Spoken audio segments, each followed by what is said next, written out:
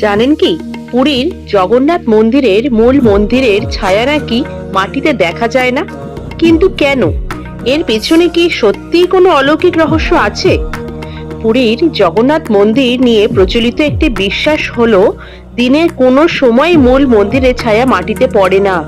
এই কারণেই বহু মানুষ এটাকে ভগবান জগন্নাথের অলৌকিক শক্তি বলে মনে করেন। তবে বাস্তব ও বৈজ্ঞানিক দিক থেকে বিষয়টি একটু আলাদা। বিশাল মন্দিরের স্থাপত্য, তার উচ্চতা, চারপাশের কাঠামো এবং সূর্যের অবস্থানের কারণে ছায়া অনেক সময় এমনভাবে পড়ে যে নিচ থেকে সেটি স্পষ্টভাবে দেখা যায় না। অর্থাৎ ছায়া একেবারেই তৈরি হয় না এমন বৈজ্ঞানিক প্রমাণ নেই।